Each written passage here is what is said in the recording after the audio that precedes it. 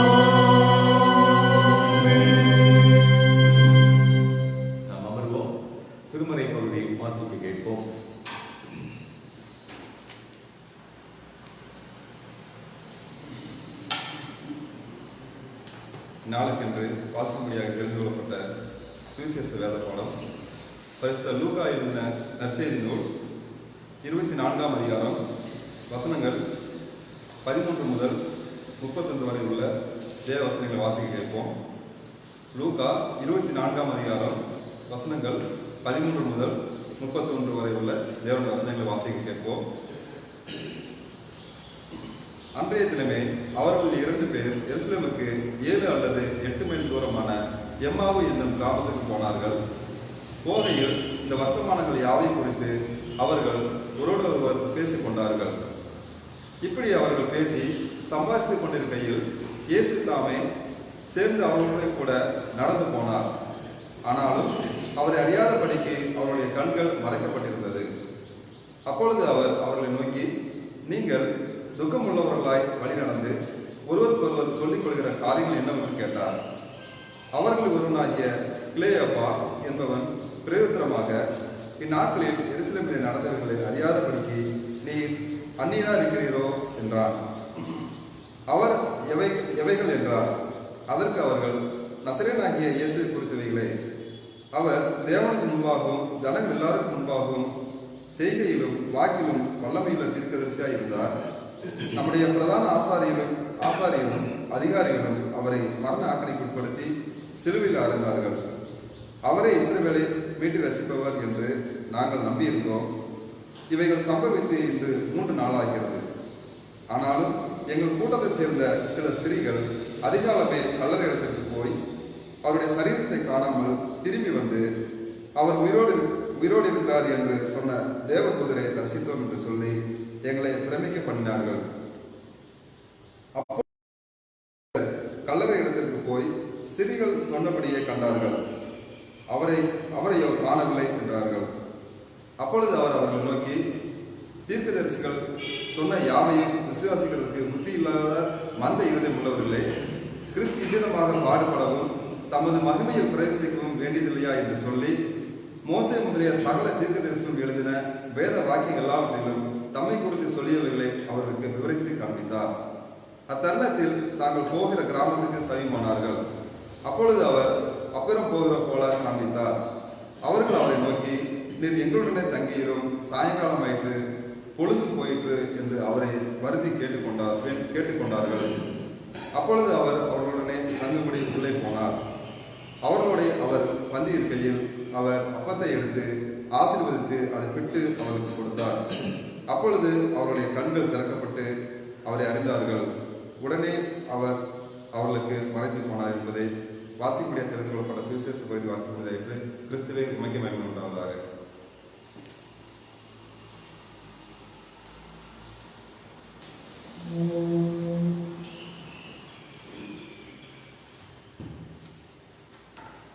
ஜெபம் செய்வோம்.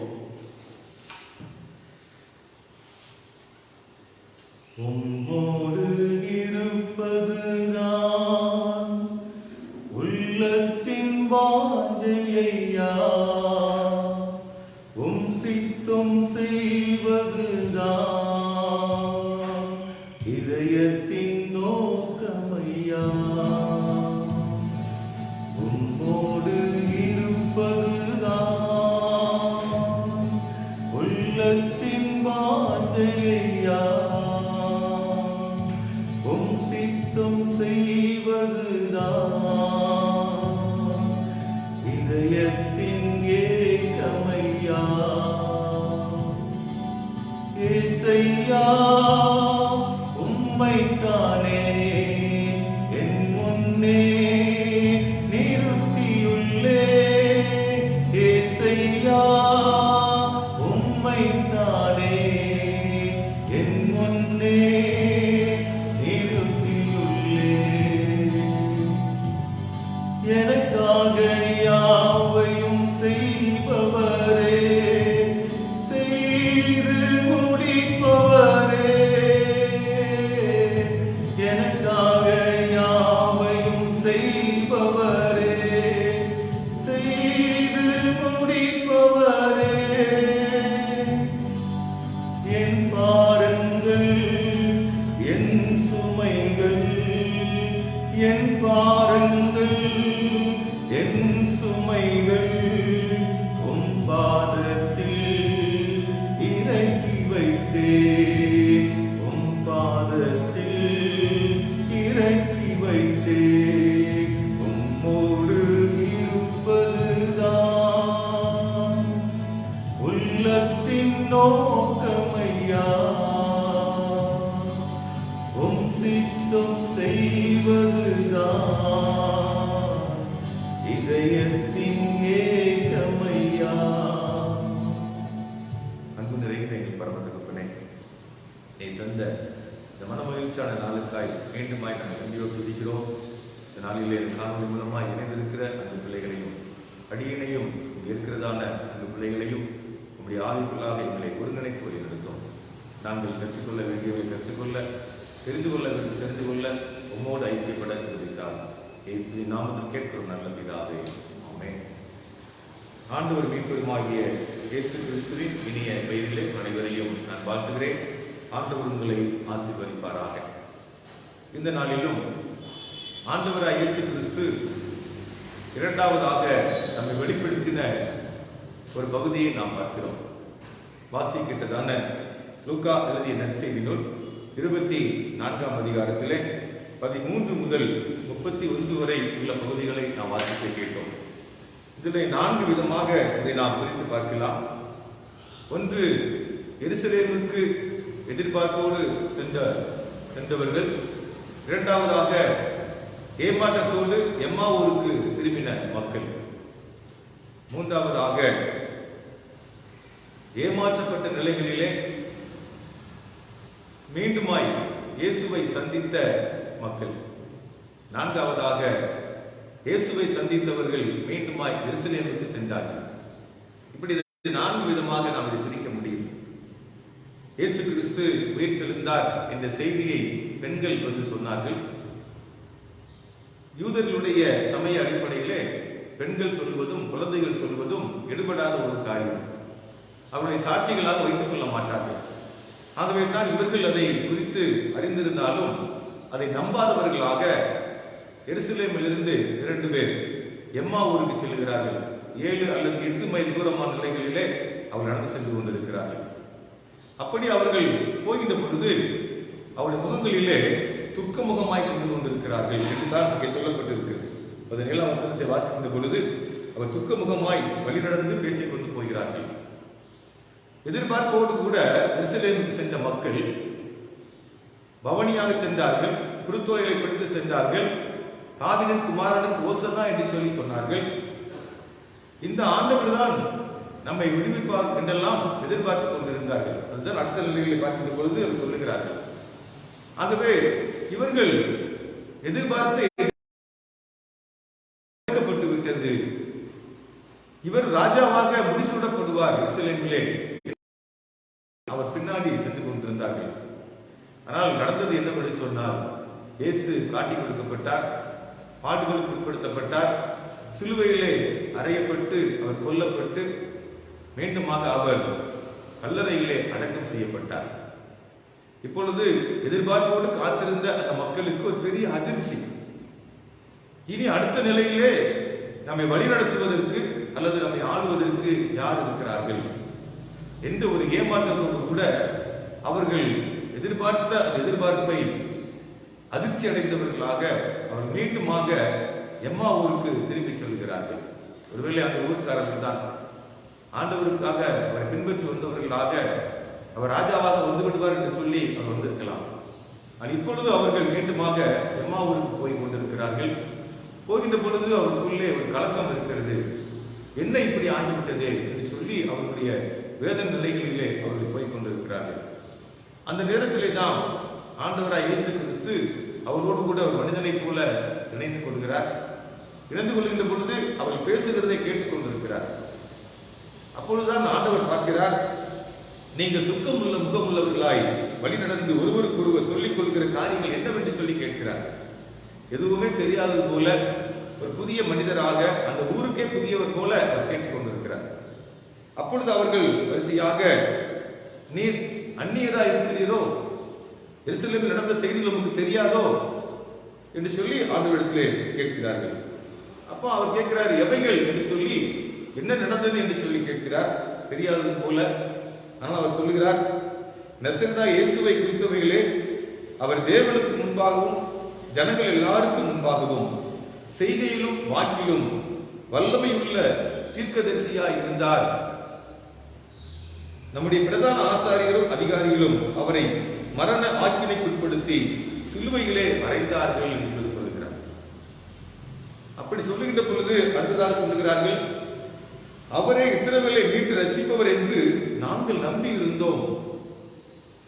இவைகள் சம்பவித்து இன்று 3 நாள் ஆகிறது. எதிர்பார்ப்போடு எருசலேமுக்கு ஏன் போனார்கள் என்பதற்கு ஒரு விடை இங்கே இருக்கிறது. இவரே இஸ்ரவேலை மீட்டு ரட்சிப்பவர் என்று நாங்கள் நம்பி இருந்தோம்.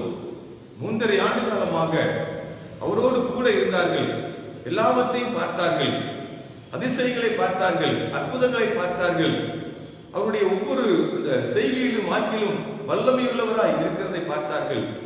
ஆகவே இவரால் நிச்சயமாக இஸ்ரவேல் மக்களை மீட்டெடுக்க முடியும் என்ற ஒரு விசுவாசத்துக்குள்ளே இருக்கின்ற பொழுது, விசுவாச உச்சகட்ட நிலையை அவர்கள் அடைகின்ற பொழுது நடந்த நிகழ்வு என்னவென்று சொன்னால், அங்கே அது தகர்க்கப்பட்டது. இவரே இஸ்ரவேலை மீட்கிறவர் என்று, மீட்டு ரட்சிப்பவர் என்று நாங்கள் நம்பி இருந்தோம். எத்தனையோ நிலைகளில் நம்முடைய தேவைகள் வருகின்ற பொழுது நாம் யாரையாவது நம்பி இருக்கிறோம். நான் மலை போல நம்பி இருந்தேன் என்று சொல்லுவார்கள், தகப்பன் போல பார்த்தேன் என்று சொல்லுவார்கள். ஆனால் சில நேரங்களிலே நாம் தொலைபேசியில பேசுகின்ற பொழுது தொடர்பு எல்லைக்கு அப்பால் இருக்கிறார் என்று சொல்லிவிட ஒரு நிலைமை பார்க்கலாம். அல்லது சுவிட்ச் ஆஃப் செய்யப்பட்டுள்ளது என்ற செய்தியை மட்டுமே தான் பார்க்க முடியும். அந்த விதமான ஒரு நிலைகளிலே எதிர்பார்ப்பிலே ஒரு பெரிய ஏமாற்றம் அவருக்குள்ளே இருந்தது. இஸ்ரவேலை மீட்டு ரட்சிப்பவர் என்று நாங்கள் நம்பி இருந்தோம், அறிந்திருந்தோம் அல்ல, நம்பி இருந்தோம். நிச்சயமாக இஸ்ரவேல் மக்கள் நாடு முழுவதுமாக மீட்கப்பட்டு இயேசு கிறிஸ்துவினுடைய மேசியாவுடைய ஆளுகை வந்துவிடும், நாங்கள் விடுதலை உள்ள மக்களாய் வாழுவோம் என்று சொல்லி எதிர்பார்த்து கொண்டிருந்த அந்த நிலைகளிலே தான் அங்க ஏமாற்ற நிலைகளிலே அவர் வந்து கொண்டிருக்கிறார்கள். சங்கீதம் 46 வாசிக்கின்ற பொழுது, பூமி நிலைமாறினாலும் மலைகள் நடுச்சமுத்திரத்திலே சாய்ந்து போனாலும் என்று சொல்லப்பட்டிருக்கிறது. தேவன் நமக்கு அடைக்கலமும் பலனும், ஆபத்து காலத்திலே அனுகூலமான துணையுமானது. இந்த வார்த்தை மிக அருமையான ஒரு வார்த்தை, மிக அழகான ஒரு வார்த்தை, மிக ஒரு அன்பான ஒரு வார்த்தை, ஒரு இரக்கமான ஒரு வார்த்தை, ஒரு தேற்றுதலின் வார்த்தை, உற்சாகப்படுத்துகிற ஒரு வார்த்தை. ஏனென்று சொன்னால் அனுகூலமான துணையுமானவர். ஒரு பையன் சொல்றோம், நீ போகும்போது கவனமா போடா, கீழே விழுந்துருவ அப்படின்னு சொல்லி அனுப்பும் போது அந்த பையன் கவனம் இல்லாம போய் டொம்முன்னு விழுந்து அடிபட்டதுக்கு அப்புறம் நம்ம என்ன செய்வோம், போய் நான் சொன்ன கேட்டியாடா நீ அப்படி 2 சாட்சி என்ன செய்வோம், போடா அப்படின்னு சொல்லுவோம். ஆனா ஆண்டவர் அப்படிப்பட்டவர் அல்ல. கீழே விழுந்துட்டியா மகனே, நான் சொன்ன நீ கவனிக்கலையா, பரவாயில்லப்பா அப்படின்னு நம்ம தூக்கி எடுத்து திரும்ப அது காயம் கட்டி நடப்பா அப்படி சொல்லக்கூடியவர். நமக்கு அனுகூலமாக நின்று நம்முடைய விடுதலிலே, நம்முடைய துன்பத்திலே, நம்முடைய கஷ்டத்திலே அவர் மீண்டுமாய் நம்மை உந்தி தள்ளுகிறவராக, நம்மை அன்போடு அரவணைத்து அழைத்து கொண்டு போகிறவராக ஆண்டவர் இங்கே வருகிறார். அதான் தேவன் நமக்கு அடைக்கலமும் பலனும், ஆபத்து காலங்களிலே அனுகூலமான துணையும் ஆனவர். ஆண்டவரே சொன்னார், உலகத்தில் உங்களுக்கு உபத்திரவங்கள் உண்டு, ஆனாலும் திடன் கொள்ளுங்கள், நான் உலகத்தை ஜெயித்தேன் என்று சொல்லி ஆண்டவர் சொன்னார்.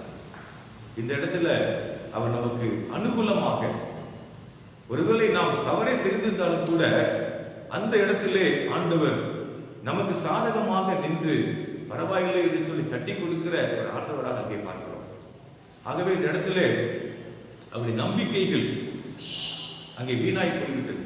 அதான் சொல்றாரு, மலைகள் நடுச்சமுத்திரத்திலே சாய்ந்து போனாலும், ஊட்டி மலை இருக்குது, ஏற்காடு மலை இருக்குது, அல்லது வால்பாறை மலை இருக்குன்னு சொன்னா அதெல்லாம் ஒரு நாள் என்ன செய்ய போறது இல்ல, கீழே போகாது நம்ம நினைச்சிட்டு இருக்கிறோம்.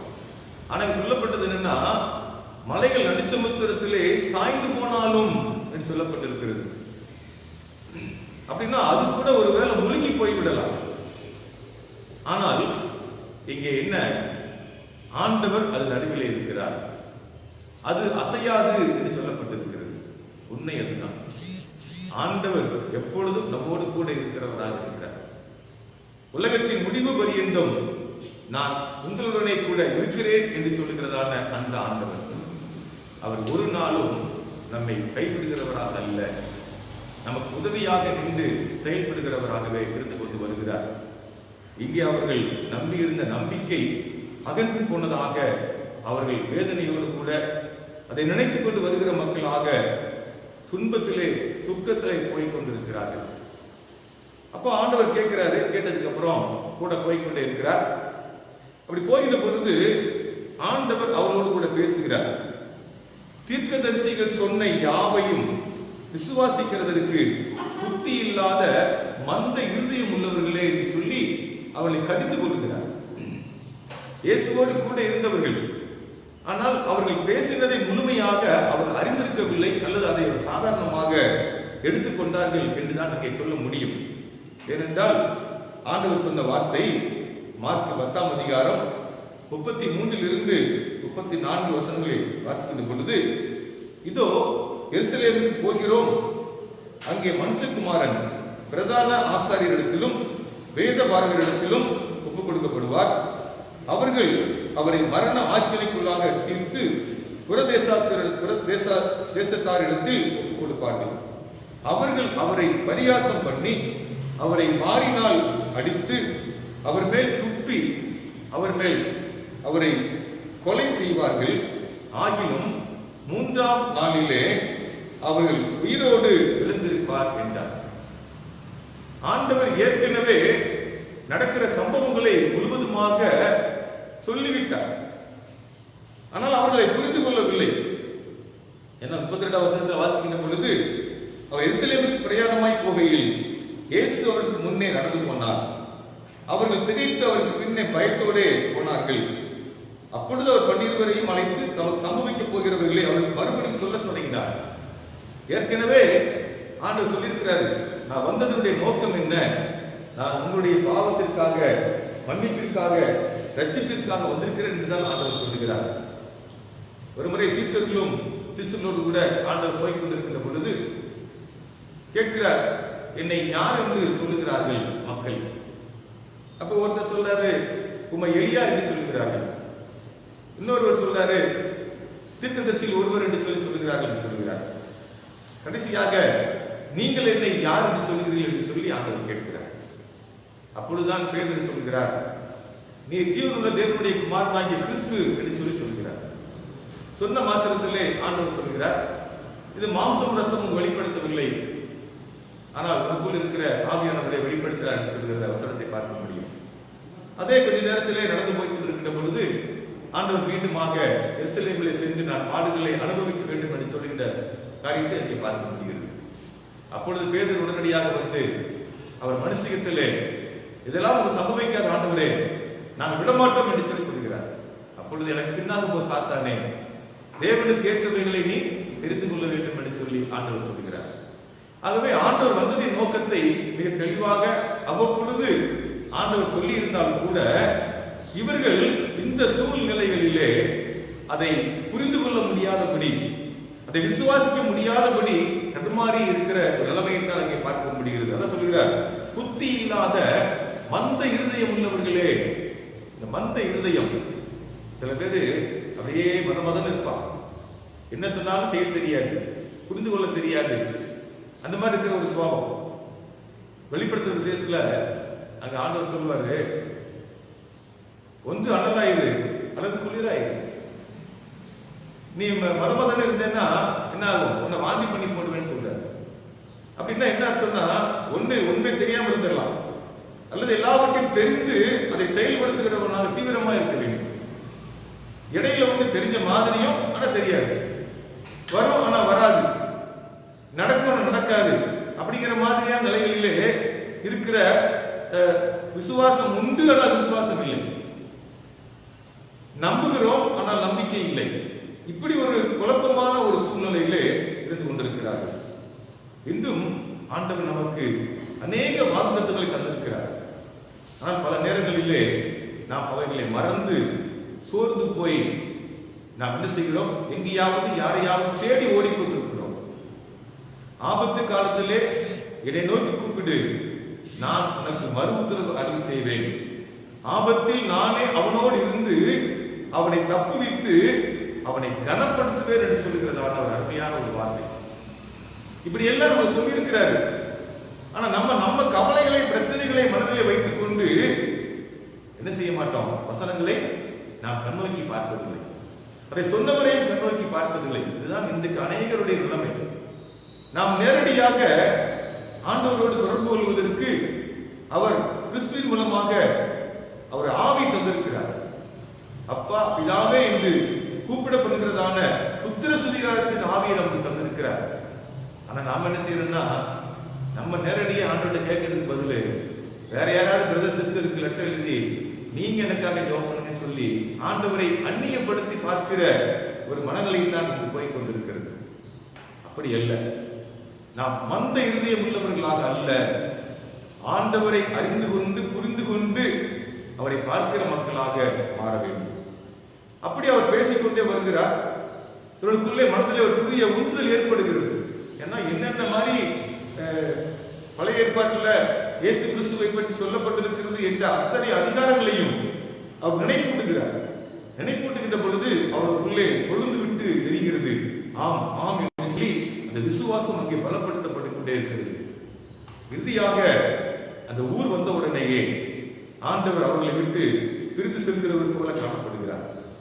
அப்ப அவங்க சொல்றாங்க, நேரம் ஆயிடுச்சு, இருட்டிடுச்சு, நீர் எங்க தனியா போறீரு, எங்க கூட வந்து தங்கியிரும் ஆண்டவரை என்று சொல்லி அவரை அழைக்கிறார்.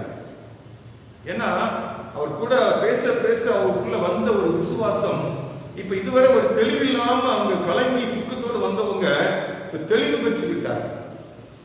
ஆகவே அவரை சொல்லுகிறார்கள், நீர் ராவு காலம் ஆகிவிட்டது, சாயங்காலம் ஆகிவிட்டது, நீர் வாரும், எங்களோட தங்கியிரும் ஆண்டவரே என்று சொல்லி அவரை அழைக்கிறார். அதே விதமாக ஆண்டவர் அங்கே வருகிறார். அதுவரை அவரை ஆண்டவர் என்று சொல்லி அவரால் புரிந்து கொள்ள முடியவில்லை. ஆனால் ஒரு மாற்றம் நிகழ்ந்திருக்கிறது. என்னவென்று சொன்னால், வேத வசனங்களை சொல்லுகின்ற பொழுது அவர்களுக்குள்ளே மீண்டுமாய் ஒரு புதிய நம்பிக்கை பிறந்திருக்கிறது. அங்கே சென்று அங்க உட்கார்ந்து அந்த அப்பத்தை பிட்டு அதை ஆசீர்வதித்து கொடுக்கின்ற பொழுது அவருடைய கண்கள் திறக்கப்பட்டது. அப்பொழுது ஆண்டவரை கண்டு கொண்டார்கள். அல்லேலூயா. என்று சொன்னால் ஆண்டவர் நம்மை வெளிப்படுத்துவது சித்தமாக இருக்கிறார். ஆனால் அவரை காண்கிற அறிந்து கொள்கிற கண்கள் நமக்கு இன்னும் இல்லை என்பதுதான். உலக கவலைகளையே நாம் எடுத்து வைத்துக் கொண்டு ஆண்டவருடைய வாக்குத்தத்தங்களை கண்டுகொள்ளாமல் இருந்து கொண்டிருக்கிறோம். ஆண்டவருக்கு வந்த முதலாவது சோதனையில் அவர் சொன்ன வார்த்தை என்னவென்று சொன்னால், மனுஷன் அப்பத்தினாலே மாத்திரமல்ல, தேவனுடைய வாயிலிருந்து புறப்படுகிற ஒவ்வொரு வார்த்தையினாலும் பிழைப்பான் என்று சொல்லி ஆண்டவர் சொன்னார். இன்றும் நம்மை உயிர்ப்பிக்கிறது எதுவென்று சொன்னால் ஆண்டவருடைய வசனங்கள் மட்டுமே, அவருடைய வார்த்தைகள் மட்டுமே. ஆண்டவர் சொன்னார், வானமும் பூமியும் ஒளிந்து போகும், என் வார்த்தைகளோ ஒளிந்து போவதில்லை, என் வார்த்தைகளோ ஒளிந்து போவதில்லை. அவருடைய வாக்குத்தத்தங்கள் ஒவ்வொன்றும் ஆம் என்றும் ஆமேன் என்றும் அது இருக்கிறது என்று சொல்லி பார்க்கிறோம். ஆகவே இந்த நாளிலே ஆண்டவரை விசுவாசிப்பதற்கு நாம் இன்னைக்கு நேரடியாக ஆண்டவரை பார்க்க முடியல. சில பேர் சொல்றாங்க, நான் அப்படி பார்த்தேன் இப்படி பார்த்தேன்னு சொல்லி, அது தனிப்பட்ட அனுபவம் தான். ஆனால் அவருடைய வார்த்தைகள் மூலமாக நாம் அவரை அறிந்து கொள்ள முடியும். அவருடைய வார்த்தைகள் மூலமாக நாம் அவரை உணர்ந்து கொள்ள முடியும். அதுக்கப்புறம் அவங்க சொல்றாங்க, அவர் மறைஞ்சு போனதுக்கு அப்புறம் அவர் வேத வசனங்களை எல்லாம் எடுத்துக்காட்டி சொல்லுகின்ற பொழுது நமக்குள்ளே கொழுந்து விட்டு எரியவில்லையா? இதுதான் ஆண்டவர் நம்மோடு கூட இடைப்படுகிற அனுபவம். அவர் மனித உருவமாக நம்மோடு கூட வந்து நிற்கிறவராக அல்ல, வேத வசனங்கள் மூலமாக நம்முடைய ஆவியை அவர் மீண்டுமாக தூண்டி விடுகிறவராக இருக்கிறார். மங்கி எரியாத திரியை என்ன செய்கிறார்? அதை மீண்டுமாக புதுப்பிக்கிற ஆண்டவராக இருக்கிறார். நெறிந்த நாணலை முறியாத ஆண்டவர். ஆகவே வார்த்தைகள் மூலமாக ஆண்டவர் நம்மை உயிர்ப்பிக்கிறார் என்று சொல்லப்பட்டிருக்கிறது. அவர் தமது வார்த்தையை அனுப்புகிறார். அது அவர் என்ன நினைக்கிறாரோ அந்த காரியமாகும்படி வாய்க்கும் என்று சொல்லி சொல்லப்பட்டிருக்கு சங்கீதத்திலே.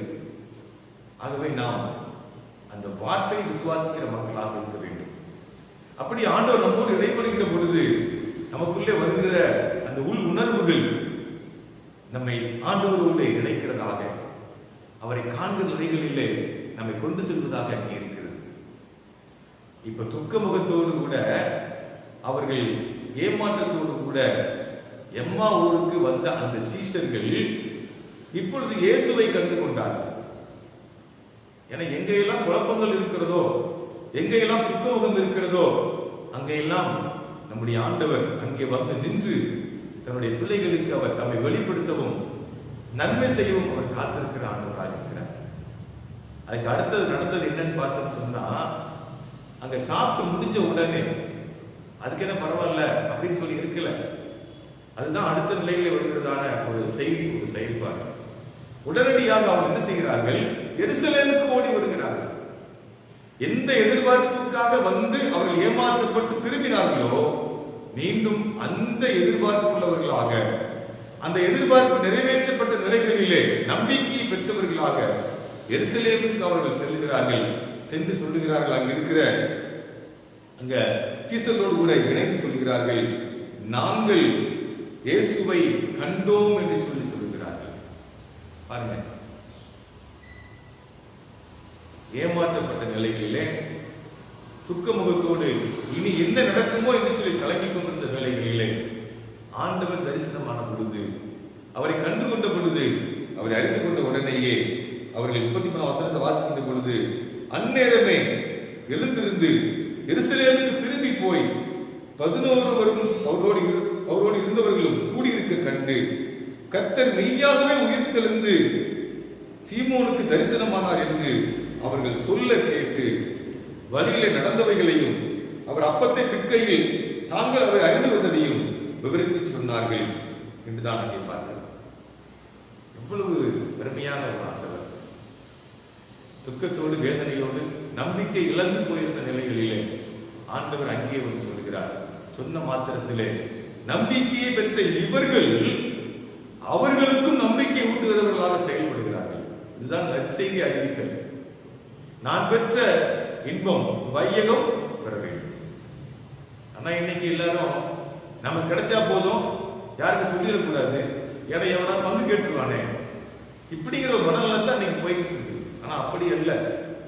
நான் பெற்ற நற்செய்தி அங்கே போய் சொல்ல வேண்டும். சில பேர் இருக்காங்க, அவங்க ஏதாவது தெரிஞ்சுட்டுனா அது அடுத்தவங்க சொல்லாம இருக்கவே முடியாது.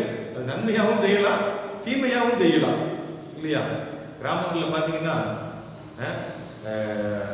டெலிவிஷன் மாதிரி அப்படி நடக்கும். ஒரு வீட்டில் சம்பவம் நடந்தா அதை வீடுவிடா சொல்லக்கூடிய சில மக்கள் இருப்பாங்க. ஆனால் நன்மையை தெரிந்து விட்டோம் என்று சொன்னால் அந்த நன்மையை மற்றவர்கள் பெற்றுக்கொள்வதற்காக நாம் சென்று செயல்படுவதுதான் உண்மையான நற்செய்தி என்பது. ஆக இந்த இடத்திலே அவர்கள் துக்க முகத்தோடு கூட ஏமாற்றப்பட்டவர்களாக எம்மாவூருக்கு போனவர்கள். ஆண்டவர் அவர்களோடு இடைப்பட்டு வார்த்தை நிமித்தமாக தன்னை அறிமுகப்படுத்தி தன்னை அவர்களுக்கு வெளிப்படுத்தி காட்டினார். அவர் இயேசுவை கண்டு கொண்டார்கள். கண்டு கொண்ட மாத்திரத்திலே அவர் பெற்ற மகிழ்ச்சியை 11 பேரோடு கூட அவர் பகிர்ந்து கொண்டார்கள். கிறிஸ்துவுக்குள் அன்பானவர்களே, இந்த நாளிலே நமக்கும் ஆண்டவர் வார்த்தையின் மூலமாக பல நிலைகளிலே வல்லமை உள்ளவராக செயல்பட்டுக் கொண்டிருக்கிறார். நாம் சோர்ந்து போக வேண்டிய அவசியம் இல்லை, நாம் மந்தமாக இருக்க வேண்டிய அவசியம் இல்லை. நமக்கு ஆண்டவர் கொடுத்திருக்கிறதான அருமையான அந்த வார்த்தைகள் அது ஜீவன் உள்ளதாயும், அது கருக்குள்ளதாயும், அது உயிர்ப்பிக்கிறதாயும் இருக்கிறது என்று சொல்லி பார்க்கிறோம். ஆகவே நாம் ஆண்டவரை நேரடியாக தரிசிக்கிற மக்களாக நம்ம கேட்கலாம் அவர்கிட்ட, ஆண்டவரை எனக்கும் உம்மோடு கூட இணைந்திருக்கிற அனுபவத்தை காரணம் என்று சொல்லி யார் கேட்கிறோமோ நிச்சயமாக ஆண்டவர் அவர்களுக்கு தருவார். ஏதோ ஆலயத்திற்கு வந்தோம், ஆராதனை பங்கு கொண்டோம், செய்திகளை கேட்டோம், காணிக்கைகளை போட்டோம், அவ்வளவுதான் முடிந்தது என்று சொல்லி போகிற வாழ்க்கை கிறிஸ்தவ வாழ்க்கை இல்லை. இந்த உலகத்திலே ஜீவனுள்ள ஒரு வாழ்க்கை வாழ்வதற்காக ஆண்டவர் நமக்கு மீண்டுமாக ஜீவனை தந்திருக்கிறார். அடுத்த செய்தி வருகின்ற பொழுது இன்னும் அடுத்த ஒரு மக்கள் அனைவரும் அவரை பார்ப்பதை பார்க்க முடியும். அடுத்த வாரத்திலே அதை நாம் சிந்திக்கலாம். அவர் மீண்டுமாக சொல்கிறார், அவர் ஊதி பரிசுத்தாவை பெற்றுக்கொள்ளுங்கள் என்று சொல்லி சொல்கிறார். நமக்கு கொடுத்த ஒரு பெரிய பாக்கியம், எந்த ஒரு சமயத்து மக்களுக்கு கிடைக்காத ஒரு பெரிய பாக்கியம் என்னவென்று சொன்னால் நமக்கு பரிசுத்த ஆவியை தந்து மீண்டுமாக ஒரு புதிய வாழ்வை உருவாக்கி வழிநடத்துகிற ஆண்டவர் நமக்கு தந்திருக்கிறார். அவர் மூலமாய் வருகிற பரிசுத்த ஆவியை பெற்றுக்கொள்வதற்கு நாம் நம்மை ஆயத்தப்படுத்த வேண்டும். அவர்கிட்ட விரும்பி கேட்க வேண்டும். கடைசி நாட்களிலே மாம்சமான யாவர் மேலும் என் ஆவியை ஊற்றுவேன் என்று சொல்லி வாக்குத்தத்தம் பண்ணின அதே ஆண்டவர் இப்பொழுது கடைசி காலங்களில் வந்து கொண்டிருக்கிறோம். என்ன நடக்கிறது என்று சொல்லி தெரிந்து கொள்ள முடியவில்லை. 3ஆம் உலகப் போர் என்று சொல்கின்ற பொழுது ஒருவருக்கு ஒரு ஆயுதங்களை அடித்துக் கொண்டாலும் கூட ஒரு குறிப்பிட்ட ஏரியா மக்கள் தான் பாதிக்கப்படுவாங்க. ஆனா இன்னைக்கு அப்படி கிடையாது.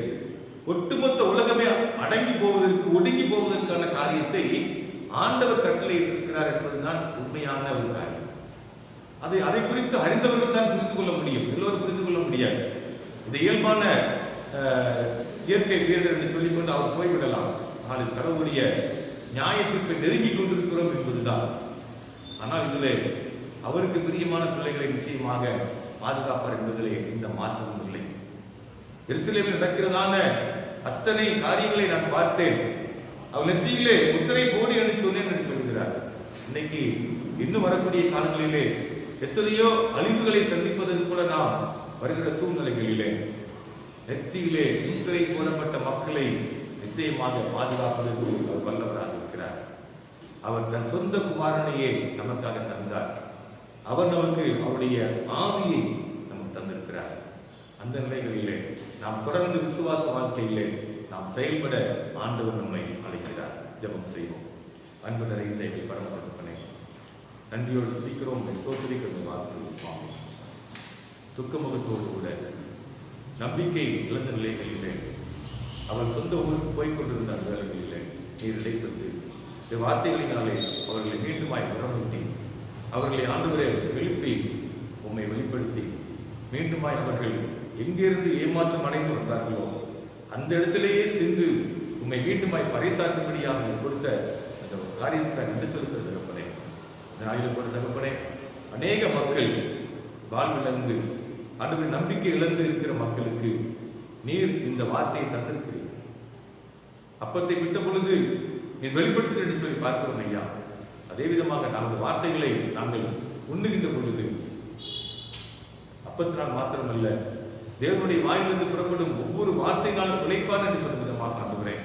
இந்த வார்த்தைகளை உட்கொண்டு நாங்கள் ஜீவனை பெற்றவர்களாக தொடர்ந்து அந்த நம்பிக்கையை பெற்று உடைய பிள்ளைகள் சிறப்பாய் செயல்பட நீர் கிருபை தரும்படி நாங்கள் சொல்லிக்கிறோம் ஐயா. யாரெல்லாம் நம்பிக்கையில் நின்று கொண்டிருக்கிறார்களோ மீண்டுமாய் இந்த வல்லமையினாலே நம்பிக்கை பெற என் உதவி செய்யும்படியாக சொல்லிக்கிறேன். பல தேவைகளுக்காக இந்த பிள்ளைகள் காத்துக் கொண்டிருக்கிறார்கள். இந்த தேவை நிறைவு செய்யும்படியாக சொல்லிக்கிறோம். முதலாவது தேவனுடைய ராஜ்யத்தையும் அவருடைய நீதியும் தேடுங்கள், அப்பொழுது இவைகள் எல்லாம் கூட கொடுக்கப்படும் என்று சொன்ன ஆண்டவர் உண்மையாகவே அவர்கள் ராஜ்யத்தையும் நீதியையும் தேடவும் அது நிமித்தமாக அவருக்கு தேவைகள் சந்திக்கப்படும்படியான கிருபைகளை நீர் தரும்படியாக நாம் சொல்லிக்கிறோம். வந்திருக்கிற வராத மக்கள், இதை பார்த்து கொண்டிருக்கிற மக்கள், அப்பா கண்ணீரோடு கவலையோடு இருக்கிற மக்கள், நம்பியிருந்தேனே நடக்கவில்லையே என்று சொல்லி இருக்கிற மக்களுக்கு கூட ஆண்டுகிறேன் நீருடைய வார்த்தையை அனுப்பி அவளை குணப்படுத்தும், அவளை சீர்படுத்தும், நன்மையால் நிரப்பும்படியாக நாம் சொல்லிக்கிறோம். ஒருவராவது வெட்கப்பட்டு போகாதபடிக்கு தேவனாய் கர்த்தர் உங்களுடைய பிள்ளைகளை நீ பலப்படுத்தும்படியாக நாம் சொல்லிக்கிறோம். என் ஜனங்கள் ஒருபொழுதும் வெட்கப்பட்டு போனதில்லை என்று சொல்லி பார்க்கிறோம் ஐயா. உண்மையாகவே நாளிலே அவர் மத்தியிலே அற்புதங்களையும் அடையாளங்களையும் செய்து நீர் மெய்யான தெய்வம் என்பதை அவர் கண்டுகொள்ளும்படியான கிருபைகளை நீ தரும்படியாக சொல்லிக்கிறோம். இயேசுவின் நாமத்தில் கேட்கிறோம் நல்ல பிதாவே, ஆமென். நாம் அனைவரும் எழுந்து நின்று கீர்த்தனையிலே 59வது 69வது பாடலை நாம் பாடுவோம். என்னை என் ஆனந்தம், என்னை என் ஆனந்தம் சொல்லக்கூடாதே என்ற பாடலை நாம் பாடுவோம். 69வது கீர்த்தனை நாம் பாடுவோம்.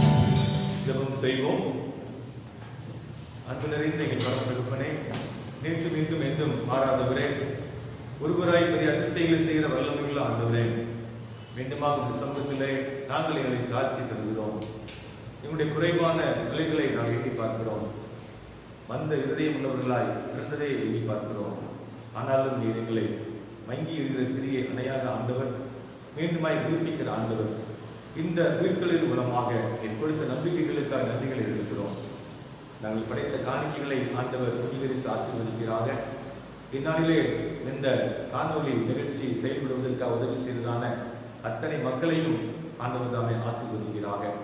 இந்த தூரமாக இருந்து பார்த்து கொண்டிருக்கிற அனைத்து மக்களுடைய தேவைகளை உயிர்த்தெழுந்த ஆண்டவர் சந்தித்து வரும் நாளிலே இன்னும் மேன்மையான காரியங்களை காண ஏற்று வைத்தார்.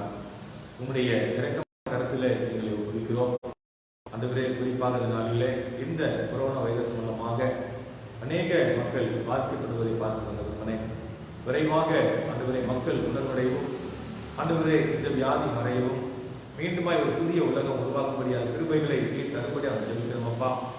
எத்தனையோ சாதாரணமான ஏழை மக்கள் சாலைகளில் நின்று பசியுற்ற நிலைகளில் இருக்கிறதை பார்க்கிறப்பனே, ஆண்டவர் தாமே இந்த மக்கள் பசியாரவும் வேலை கிடைக்கவும் தொடர்ந்து ஆண்டவரே இந்த சமுதாயம் இந்த உலகம் இயங்கும்படியான கிருபைகளை நீர் மட்டுமே தர முடியும் ராஜா. என்ன நோக்கத்திற்காய் இதை அனுமதித்தீர் என்று சொல்லி எங்களால் புரிந்து கொள்ள முடியவில்லை. ஆனால் நாங்கள் இப்பொழுது நாட்களிலே எங்களை ஆய்வு செய்யவும் எங்களை திருத்திக் கொள்ளவும் ஒரு வாய்ப்பை தந்திருக்கிறீர். 40 நாட்கள் உண்டு. அப்பொழுது இனிவே கவனிக்கப்பட்டும் என்று சொன்ன பொழுது ராஜா முதற்கொண்டு ஆண்டவரே நாட்டின் கட்டளையாக பிறப்பிக்கப்பட்ட அந்த ஆண்டவரே தங்களை தாழ்மைப்படுத்த நிகழ்வுகளே பொழுது உண்மையாகவே அதை அழிப்பேன் என்று சொன்ன ஆண்டவர் நீர் மன உருகி அதை அழியாமல் ஆண்டவரே அந்த காத்து அதேவிதமான காரியத்தை நீர் தந்து வழிநடத்தும்படியாக சொல்கிறோம். மக்களுக்குள்ளே ஆண்டவரை மனதிரும்பதில் ஆவியை தரும்படியாக ஜெபிக்கிறோம்ப்பா. இந்த ஆலயத்தை நாங்கள் ஆண்டவரே உம்முடைய தகுதிக்கு மாறாக நாங்களே தகுதியற்ற நிலைகளிலே பயன்படுத்த கிருபைகளுக்காய் நாங்கள் மன்னிப்புகளை கேட்கிற நிறுவனே ஒரு விசை மீண்டுமாக இந்த ஆலயங்கள் பரிசுத்த கூடாரமாக ஆண்டவரை நீதியின் கூடாரமாக விளங்கும்படியான கிருபைகளை நீர் தரும்படியாக ஜெபிக்கிறோம். உண்மையை முன்னிறுத்தி உமக்கு மகிமை தருகிற மக்களாக எங்களையோ எங்களை சார்ந்தவர்களையோ நாங்கள் தூக்கி மகிமை தராதபடிக்கு இந்த உலகமே அறியும்படியான நிலைகளிலே திருச்சபை சாட்சியாக விளங்குவதற்கு நாங்கள் எங்களையும் ஆலயத்தையும் மக்களை தகுதிப்படுத்த உதவி செய்துள்ளோம். வந்திருக்கிற ஒரு மக்கள் ஆண்டவரை இன்னும் பார்த்து கொண்டிருக்கிற அனைத்து மக்களையும் தேவதாமே கண்ணோக்கி பார்த்து அவர் தேவைகளை சந்தித்து ஆண்டவரை ஒருவேளை சுகவீனமாக இருப்பார்கள் என்று சொன்னால் சுகத்தை தாருமையா. இந்த கொரோனா வைரஸினால் பாதிக்கப்பட்டிருக்கிற மக்களையும் கூட ஆண்டவரே நீ சுகப்படுத்தும்படியாக நான் ஜெபிக்கிற நிகழ்ப்பனே. யாரோ செய்த தவறுகளுக்காக யாரோ பாதிக்கப்படுகிறது என்பது இல்லாதபடிக்கு ஆண்டவரே ஆண்டவர் தாமே ஒவ்வொருவருக்கும் மன்னிப்பை தந்து ஆசீர்வதிக்கும்படியாக நான் ஜெபிக்கிறோம். தொடர்ந்து வரக்கூடிய நாள் முழுவதுமாக இந்த கிருபையின் கரம் காத்துக் கொள்ளும்படியாக சொல்கிறோம். இயேசுவின் நாமத்தில் கேட்கிறோம் நல்ல பிதாவே. ஆமென். என் ஆத்துமாவே கர்த்தரை ஸ்தோத்திரி, என் முழு நாமத்தை ஸ்தோத்திரி. என் ஆத்துமாவே கர்த்தரை ஸ்தோத்திரி, அவர் செய்த சகல உபகாரங்களை மறவாதே. ஆமென். நம்முடைய ஆண்டவராகிய இயேசு கிறிஸ்துவின் கிருபையும் பிதாவாகிய தேவனுடைய அன்பும் பரிசுத்த ஆவியின் ஐக்கியமும் சிநேகமும் இன்றும் என்று சதா